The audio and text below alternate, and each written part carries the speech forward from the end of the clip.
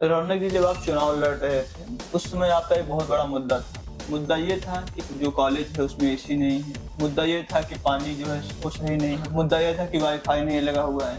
तो अब आप प्रेसिडेंट बन चुके हैं। अब आपके पास वो जिम्मेदारी है कि आप उसको दुरुस्त करवा सकते हैं। तो आप इसके लिए क्या कुछ कर रहे हैं? और आज मैं आपको इस वीडियो के माध्यम से बताकर बहुत खुश हूँ। 2 दिन पहले ही शुक्रवार से पूरे कैंपस के अंदर, नॉर्थ कैंपस, साउथ कैंपस के अंदर कैमरेज लगने का काम स्टार्ट हो चुका है। ये तो आप इसको किस तरीके से मतलब दुरुस्त कर रहे हैं? आपके पास कुछ प्लानिंग होगा तो प्लानिंग मॉडल ये है, अभी हमने कि पब्लिक बहरी नहीं है, पब्लिक देख सकती है, पब्लिक अंधी भी नहीं है। उसके लिए बहुत बड़ी मुहिम आने वाले समय में डिसू के टेन्योर के खत्म होने के बाद हम लोग शुरू करेंगे। रौनक जी, हम देखते हैं कि जब डीयू का इलेक्शन होता है तो अपने आप में जो है काफी चुनौतीपूर्ण होता है। तो आपके लिए डीयू का इलेक्शन कितना चुनौतीपूर्ण रहा? दिल्ली विश्वविद्यालय के पास जगह की और फंड्स की कमी नहीं है। दिल्ली विश्वविद्यालय में कमी है तो काम कराने वाले लोगों की। रौनक जी, जब आप ये चुनाव लड़ रहे थे तो उस टाइम आपने इंफ्रास्ट्रक्चर को लेकर काफी आवाज उठाई थी। तो हम चाहेंगे कि आप जो इंफ्रास्ट्रक्चर, क्योंकि अपने आप में बहुत बड़ा टर्म होता है, तो आप ये बताएं कि किस इंफ्रास्ट्रक्चर के बारे में आप बात कर रहे थे और आप कैसे उसे सही कर रहे हैं, कैसे आप उसे दुरुस्त कर रहे हैं? इन बार को स्टार्ट करेंगे और नहीं करेंगे तो हम तो रोडों पर पहले भी थे और आगे भी रोडों पर रहेंगे। रौनक जी, आपने एक लीगल टीम बनाई हुई है जो कि छात्रों को अगर कोई समस्या होती है तो उसको जो है उजागर करता है। तो जो लीगल टीम है उससे आप मतलब क्या करना चाहते हैं? मतलब आप फ्यूचर में उसके लिए क्या प्लानिंग करके लीगल टीम किसी भी कॉलेज में जब प्रशासन बहरा हो जाता है। एक सवाल ये है कि जो स्टूडेंट डीयू में पढ़ाई कर रहे हैं और मतलब उनको जॉब लगाने के लिए, उनको इंटर्नशिप दिलाने के लिए आप लोग कुछ वर्क कर रहे हैं कि नहीं कर रहे हैं? दोस्तों, अगर आप भी 2026 में यूपीएससी एग्जाम के लिए प्लान कर रहे हैं तो आपके लिए है गोल्डन अपॉर्चुनिटी। 2.5 करोड़ के स्कॉलरशिप पूल के साथ पीडब्ल्यू ओनली आईएएस लेकर आया है इंडिया के यूपीएससी एस्पिरेंट के लिए नेशनल स्कॉलरशिप टेस्ट, जिसका कि उन्होंने नेम दिया है यूपीएससी जनसाइट 2025। अगर आप इस एग्जाम को देते हैं तो आप जीत सकते हैं अप टू 90% तक का स्कॉलरशिप। साथ साथ UPSC joining kit, UPSC essential kit, UPSC welcome kit और भी बहुत सारे एक्साइटिंग रिवार्ड्स। अगर हम बात करें डेट की तो 23 मार्च को ये एग्जाम कंडक्ट कराया जाने वाला है, यानी कि अपकमिंग संडे। आप इसके लिए ऑफलाइन और ऑनलाइन दोनों मोड में एग्जाम दे सकते हैं। ऑफलाइन में आप करोल बाग, मुखर्जी नगर, जयपुर, इंदौर, लखनऊ, प्रयागराज और पटना के सेंटर पे अटेम्प्ट कर सकते हैं। अगर हम बात करें टाइमिंग की तो टाइमिंग 11 AM से 12 PM तक की रहने वाली, यानी कि दोपहर के 11 बजे से 12 बजे के बीच में ये एग्जाम कंडक्ट कराया जाएगा। तो रजिस्ट्रेशन लिंक मैं डिस्क्रिप्शन बॉक्स में दे दे रहा हूँ, आप यहाँ से जाकर तुरंत रजिस्टर करें क्योंकि सीट लिमिटेड है। जय हिंद दोस्तों, आज के इस खास पॉडकास्ट में आप सबका स्वागत है। दोस्तों, आज के इस पॉडकास्ट में हमारे साथ एक खास मेहमान हैं।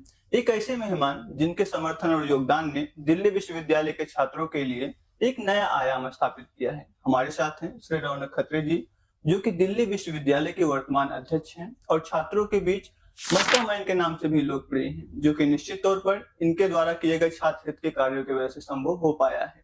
रौनक जी ने अपने वर्तमान कार्यकाल के दौरान कई छात्र हितैषी कार्य किए हैं, जो कि निश्चित तौर पर दिल्ली विश्वविद्यालय के लिए भी काफी गर्व की बात है। इनकी नेतृत्व क्षमता, छात्रों की समस्याओं को सुलझाने के लिए इनकी अनूठी सोच और दिल्ली विश्वविद्यालय को और बेहतर बनाने के लिए इनका लगातार जो कार्य है वो काफी सराहनीय है। तो आज की इस वीडियो में हम इनसे इनके अनुभव, दिल्ली विश्वविद्यालय के लिए इनकी भविष्य की सोच और जो छात्रों के लिए कार्य कर रहे हैं उनके बारे में विस्तार में चर्चा करेंगे। तो चलिए, आपको ज्यादा कीमती समय न लेते हुए हम रौनक जी के साथ अपनी बातचीत को आरंभ करते हैं। तो सबसे पहले रौनक जी, आपको बहुत बहुत धन्यवाद कि आपने अपना बहुमूल्य समय दिया। बहुत बहुत शुक्रिया आपके चैनल का। जी रौनक जी, हम सबसे पहले चाहेंगे कि आप अपने बारे में थोड़ा हम सबको शॉर्ट में परिचय दे दें। एक आम छात्र जो स्टूडेंट हित के लिए काम करता है और आगे भी करता रहेगा, चाहे स्टूडेंट हित की बात हो चाहे राष्ट्र हित की बात हो, रौनक खत्री आपको खड़ा मिलेगा। यही मेरा इंट्रोडक्शन है। जी रौनक जी, हम चाहेंगे कि आप अपने जो आपका बेसिक एजुकेशनल बैकग्राउंड रहा, उसके बाद जब आप डीयू तक पहुंचे, थोड़ा आप उसके बारे में हम सबको अवगत करा दें। मेरी 12th डीएवी स्कूल नरेला से हुई, फिर उसके बाद मेरा खालसा कॉलेज में एडमिशन हुआ था। खालसा कॉलेज एडमिशन लेने के बाद फिर मैंने 15 से 20 दिन के बाद ही माइग्रेशन लिया स्वामी श्रद्धानंद कॉलेज में, क्योंकि वो मेरे घर के नजदीक था। फिर वहां से ग्रेजुएशन करने के बाद मैंने पोस्ट ग्रेजुएशन एलएलबी में फाइनल ईयर में मैं हूँ, फाइनल सेमेस्टर में मैं हूँ और अब यहाँ से एलएलबी कंप्लीट करूंगा और आगे चल के मास्टर्स और पीएचडी भी करेंगे। जी रौनक जी, जब आप ये चुनाव लड़ रहे थे तो उस टाइम आपने इंफ्रास्ट्रक्चर को लेकर काफी आवाज उठाई थी। तो हम चाहेंगे कि आप जो इंफ्रास्ट्रक्चर, क्योंकि अपने आप में बहुत बड़ा टर्म होता है, तो आप ये बताएं कि किस इंफ्रास्ट्रक्चर के बारे में आप बात कर रहे थे और आप कैसे उसे सही कर रहे हैं, कैसे आप उसे दुरुस्त कर रहे हैं। इंफ्रास्ट्रक्चर, जिस क्लास में बच्चा बैठ के पढ़ाई कर रहा है, वो बेंचेस, वे बोर्ड, साथ ही साथ जिस वॉशरूम में जाकर स्टूडेंट एक अच्छी क्लीनिनेस डिजर्व करता है, अच्छे वॉशरूम। तीसरा, अच्छा पीने का पानी, जो क्लास के दौरान भी, क्लास खत्म होने के बाद भी जो बच्चा पीता है। इन सुविधाओं के लिए हम लोग सबसे पहले कार्यरत हैं और इस पे काम कर रहे हैं। जी, तो आप इसको किस तरीके से मतलब दुरुस्त कर रहे हैं? आपके पास कुछ प्लानिंग होगा? तो प्लानिंग मॉडल ये है, अभी हमने वेरियस सेल्स इंट्रोड्यूस करे हैं। हर प्रिंसिपल को लेटर इशू करें अपनी तरफ से, आरटीआई इशू करिए कि फंड्स का यूटिलाइजेशन कहाँ हो रहा है। लेटर्स के बाद अब हमारी कॉलेज विजिट स्टार्ट हो चुकी है। कॉलेज विजिट में हम लोग जो जो समस्याएं हैं उनको प्रशासन से अवगत कराकर उसका जल्द से जल्द समाधान कराने का हमारा प्रयास रहेगा। रौनक जी, जब हम आपके ऊपर रिसर्च कर रहे थे तो उस वक्त हमने जो है एक पोस्ट डाला जिसमें हमने स्टूडेंट से जो है उनके समस्याओं को लेकर पूछा था। उसके अंदर हमें एक कमेंट मिला। एक कमेंट ये मिला कि जो स्टूडेंट बाहर से आए हुए हैं उनका यहाँ पे रहने का खर्चा बहुत आ रहा है। तो क्या दिल्ली विश्वविद्यालय के पास उनको, स्टूडेंट को रोकने के लिए कोई जगह नहीं है, या फिर क्या उसके ऊपर कुछ प्लानिंग की जा रही है? दिल्ली विश्वविद्यालय के पास जगह की और फंड्स की कमी नहीं है। दिल्ली विश्वविद्यालय में कमी है तो काम कराने वाले लोगों की। काम कराने के लिए हम लोग प्रयासरत है। हमने नए, पहले जो पुराने हॉस्टल्स हैं उनके कमरे बंद पड़े हैं, वो खुलवाने के लिए हमने काम करा। रेनोवेशन का उनका काम स्टार्ट हो चुका है। जल्द ही वो कमरे खुल जाएंगे, वहां से वैकेंसीज बढ़ेंगी, सीट्स बढ़ेंगी हॉस्टल्स की। उसके बाद नए हॉस्टल की हमारी डिमांड रहेगी। डिमांड हर साल से रहती आई है, पर हम लोग इस साल कोशिश ये है कि मिनिमम एक हॉस्टल तो हम लोग लॉन्च करा के जाए, और हर कॉलेज का अपना एक स्पेसिफिक हॉस्टल के लिए फंड मिनिस्ट्री से भी हम लोग रिक्वेस्ट करेंगे कि वो दे। प्रयास नहीं करता दिल्ली विश्वविद्यालय का स्टूडेंट यूनियन, प्रयास हम करेंगे। अब की बार उनको सफल होना ना होना वो स्टूडेंट्स के हाथ में और भगवान के हाथ में चीज है। प्रयास करना हमारा काम है। रौनक जी, एक और समस्या जो छात्रों को देखना होता है वो होता है सुरक्षा को लेकर। कई बार हम देखते हैं कि जो दिल्ली यूनिवर्सिटी के छात्र हैं उनको लोग अंदर जाके मार देते हैं, पर ये गलत है। तो आप इसके लिए मतलब क्या कर रहे हैं? छात्रों की सुरक्षा को आप किस तरीके से सुनिश्चित कर रहे हैं? सुरक्षा दिल्ली विश्वविद्यालय का सबसे बड़ा मुद्दा रहा आज तक का, और आज तक के इतिहास में आप इस बात को जानकर अवगत होंगे कि कॉलेज के अंदर भी कैमरेज नहीं है। बाहर रोड पे आप जाओगे वहां कैमरेज नहीं है। आज 2 महीने के अप्रोक्स हमें डूसू टेन्योर को हो चुका है, और हमारे बनने के 1 हफ्ते के बाद ही हमने इंजीनियरिंग डिपार्टमेंट को लेटर दिया था, वीसी सर को लेटर दिया था कि कैमरेज इंस्टॉल किए जाएं। और आज मैं आपको इस वीडियो के माध्यम से बताकर बहुत खुश हूं कि 2 दिन पहले ही शुक्रवार से पूरे कैंपस के अंदर, नॉर्थ कैंपस, साउथ कैंपस के अंदर कैमरेज लगने का काम स्टार्ट हो चुका है। और वो कैमरेज अच्छी क्वालिटी के होंगे, इंजीनियरिंग डिपार्टमेंट उसको लगवा रहा है, और जहां हम कहेंगे वहां वो कैमरे लगेंगे। तो डूसू के इतिहास में पहली बार 1000 से लेकर 2000 कैमरों का वो प्रोजेक्ट है जिसमें हम लोग हर एक कैंपस को कैमरा से कवर करेंगे। साथ ही साथ रहेगी सुरक्षा की बात, तो पुलिस से, डीसीपी से मैं रेगुलर टच में हूँ। पीसीआर वैन के लिए भी मैंने रेगुलर एसएचओ को बोला हुआ है, और रेगुलर मॉनिटरिंग भी चल रही है। जब नहीं होती है तो मेरी टीम उनको जाके बताकर भी आती है। तो हम लोग बहुत कंसर्न है सिक्योरिटी और सेफ्टी को लेकर, चाहे उसमें वुमेन सिक्योरिटी की बात हो, चाहे उसमें मेल सिक्योरिटी की बात हो। रौनक जी, हमने देखा कि आप एनवायरनमेंट को लेकर भी काफी जागरूक हैं। आप लगातार पेड़ लगवा रहे हैं। पिछली बार आपने 20 लगवाए थे, उस पर आप 200 लगवा रहे हैं। तो इस तरीके से कार्य जो आपका सराहनीय है। तो हम जानना चाहेंगे कि आप फ्यूचर में और मतलब एनवायरनमेंट को लेकर क्या क्या प्लानिंग कर रहे हैं? एनवायरनमेंट दिल्ली विश्वविद्यालय का ही नहीं, पूरे दिल्ली का और नॉर्थ इंडिया का सबसे बड़ा मुद्दा है जी। जिस एक्यूआई में हम सांस ले रहे हैं, उस एक्यूआई में सांस लेने का मतलब हम जहर अपने अंदर घोल रहे हैं बॉडी के, और उस जहर को घोलने के लिए हमें सरकारों की आंखें और आंख कान खोलने पड़ेंगे जी। कि पब्लिक बहरी नहीं है, पब्लिक देख सकती है, पब्लिक अंधी भी नहीं है।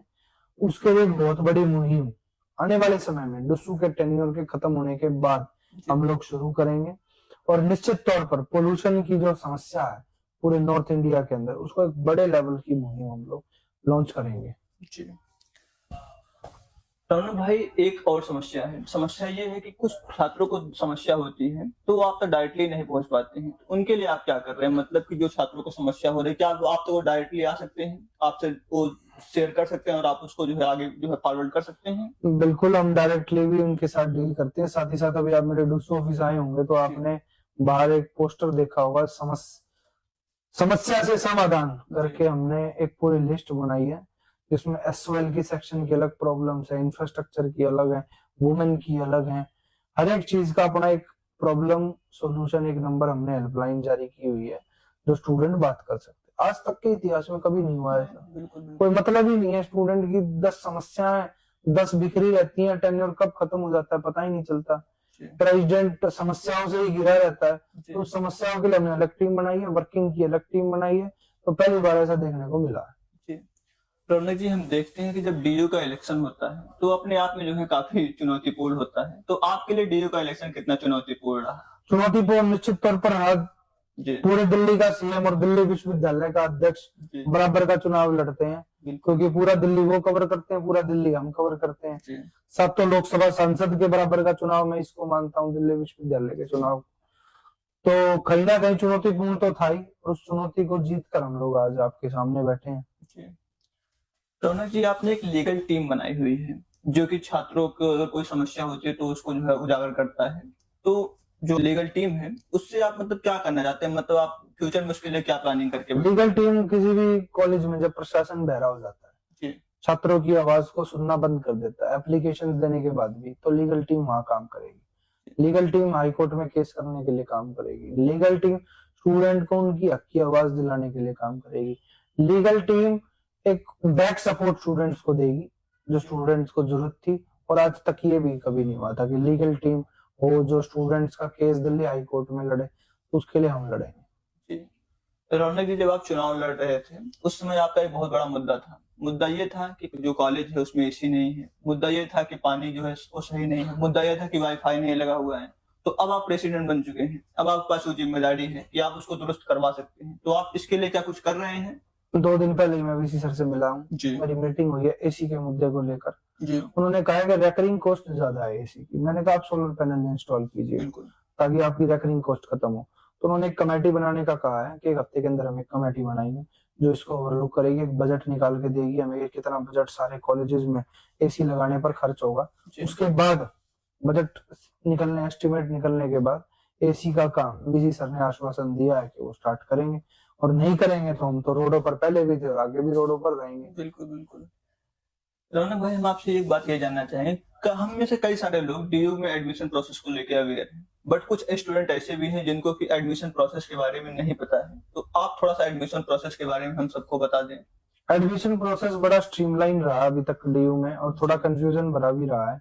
तो उसके लिए हम डूसू की तरफ से भी हेल्पलाइन जारी करेंगे जैसे यूजी एडमिशन स्टार्ट होंगे, क्योंकि मेजर प्रॉब्लम यूजी एडमिशन में ही आती है। यूजी एडमिशन में कहीं ना कहीं स्टूडेंट्स को फिर भी पता रहता है। तो यूजी एडमिशन जैसे ही आएंगे सबसे पहले डूसू की हेल्पलाइन आपको दिल्ली विश्वविद्यालय के प्रेसिडेंट ऑफिस से ही देखने को मिलेगी।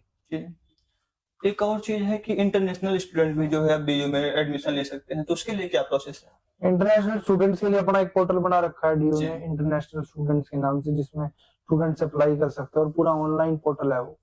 तो काफी सुविधा है उनके लिए भी। इंटरनेशनल गेस्ट हॉस्टल भी है पीछे। जी, कई बार जब हम एडमिशन के लिए अप्लाई करते हैं उस वक्त हमें कुछ दिक्कत आता है, एडमिशन के बाद हमें कुछ समस्या आता है, तो उसके लिए आप क्या मतलब कर रहे हैं? हम अपनी टीम बनाएंगे उसके लिए, एडमिशन की जो समस्या होगी उसको समाधान कराएंगे। पिछले साल तो हम प्रेसिडेंट भी नहीं थे जब भी हमारी टीम एक्टिव थी। कोई अध्यक्ष आपको देखने को नहीं मिलता वहाँ एडमिशन ब्रांच में। मैं खड़ा था वहाँ, मेरी टीम खड़ी थी वहाँ। तो बच्चे एडमिशन से जूझ रहे थे, उनका समाधान करा के दिया बिना किसी पद पे होते हुए। जी, आपके द्वारा एक और कार्य बहुत मुझे अच्छा लगा जो कि मैं और लोगों को भी बताना चाहूंगा। आपने एक फ्री डिजिटल लाइब्रेरी, मतलब फ्री ओपन लाइब्रेरी स्टार्ट की है। बिल्कुल। तो आप थोड़ा सा फ्री ओपन लाइब्रेरी के बारे में बताएं, उसका लोकेशन बताएं ताकि स्टूडेंट अवेयर रहे। Free open library north campus में डूसू ऑफिस के पीछे आपको देखने को मिलेगी। उसमें कोई भी स्टूडेंट किताबें दान कर सकता है, किताबें ले सकता है, कोई शुल्क आपको देने की जरूरत नहीं है। और मैं ऐसे इनिशिएटिव को, अब साउथ कैंपस में भी हमारी कोशिश है कि जो सोसाइटीज इनको टाई अप करके लॉन्च करना चाहें तो वहां भी हम लोग उनकी मदद करेंगे ताकि दोनों कैंपस में साइमल्टेनियसली ये चलता रहे। जी, अभी आप जो है डीयू के प्रेसिडेंट हैं, तो आप सारा डिसीजन अकेले लेते हैं कि उसके बीच में जो है आप स्टूडेंट से भी मतलब लेते हैं हेल्प की, मतलब इस पे क्या करना चाहिए क्या नहीं करना चाहिए? जो हमने जो टीम बनाई है जी, उस टीम से हम लोग सलाह लेते हैं। एडवाइजरी बॉडी है हमारी वो, जो हमें एडवाइस करती है कि कैसे हमें वर्किंग करनी है। इंडिविजुअल डिसीजन डीसू प्रेसिडेंट का नहीं होता है, हमेशा टीम का डिसीजन होता है। एक और सवाल हमारा आपसे है, ये अंतिम सवाल है, इसके बाद हम जो है बातचीत को अंत करेंगे। एक सवाल ये है कि जो स्टूडेंट डीयू में पढ़ाई कर रहे हैं और मतलब उनको जॉब लगाने के लिए, उनको इंटर्नशिप दिलाने के लिए आप लोग कुछ वर्क कर रहे हैं कि नहीं कर रहे हैं? प्लेसमेंट सेल अभी एक हफ्ते पहले ही हमने स्टार्ट की है। जी। स्टार्ट इन द सेंस उसकी कमेटी बनाई है, वो लोग वर्किंग चेक करेंगे हर प्लेसमेंट हर कॉलेज की, तो उसकी हम लोग लॉन्चिंग करेंगे। उनका फिर अपना अलग वर्क प्लेसमेंट सेल का चलेगा। रौनक जी, आपने अपना बहुमूल्य समय दिया, इसके लिए आपको दोबारा से बहुत बहुत धन्यवाद। हमें आपका कार्य काफी अच्छा लग रहा है।